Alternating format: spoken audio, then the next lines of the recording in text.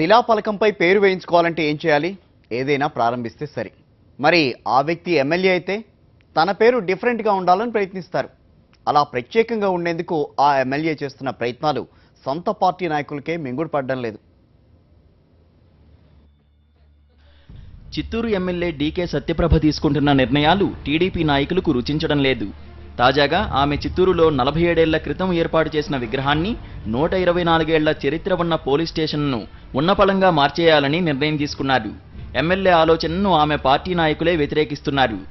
గాంధీ విగ్రహాన్ని మార్చాల్సిందేనని నిర్ణయించి సత్యప్రభ దానికి ఈ నెల 26ను ముహూర్తంగా నిర్ణయించారు. టీడీపీ ఎమ్మెల్యే బాలకృష్ణను దీనికి ఆహ్వానిస్తున్నారు. చిత్తూరు సర్కిల్లో గాంధీ విగ్రహాన్ని 1969లో అప్పటి కాంగ్రెస్ అధ్యక్షుడు కామరాజ్ నాడర్ ఆవిష్కరించారు. అభివృద్ధి పేరుతో ఇప్పుడు ఈ విగ్రహాన్ని తొలగించే కార్యక్రమానికి ఎమ్మెల్యే ప్రయత్నిస్తున్నారు. చిత్తూరు నగర నడిబొడ్డున ఈ విగ్రహం ఉంది. దీనివల్ల ఎటువంటి ఇబ్బంది లేదని స్థానికులంతా ముక్త కంఠంతో చెప్తున్నారు. ఈ మధ్య డీజీపీ సాంబశివరావు చిత్తూరు పర్యటనకు వచ్చారు. ఆ సమయంలో ఎమ్మెల్యే సత్యప్రభ గాంధీ విగ్రహాన్ని మార్చుతున్న విషయాన్ని ఆయనకు చెప్పినట్టు తెలుస్తోంది. పోలీసుల నుంచి హామీ లభించడంతో విగ్రహావిష్కరణకు బాలకృష్ణను ఆహ్వానిస్తున్నారు. ఇది తెలిసిన టీడీపీ నాయకులు విగ్రహావిష్కరణకు రావద్దని బాలకృష్ణకు సందేశాలు పంపుతున్నారు.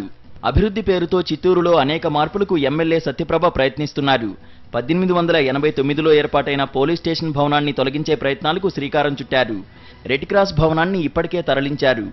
దీనిపై స్థానికంగా చాలా నిరసన వ్యక్తమైంది. శిలాఫలకంపై తన పేరు చూసుకోవాలనే తపనతోనే ఎమ్మెల్యే సత్యప్రభ మార్పులు చేస్తున్నారని టీడీపీ నాయకులే విమర్శిస్తున్నారు. మొత్తానికి గాంధీ విగ్రహావిష్కరణకు బాలకృష్ణ వస్తారా రారా అన్నది ఇప్పుడు చిత్తూరు టీడీపీలో హాట్ టాపిక్గా మారింది. సంజీవ్ రెడ్డి, కరెస్పాండెంట్, చిత్తూరు.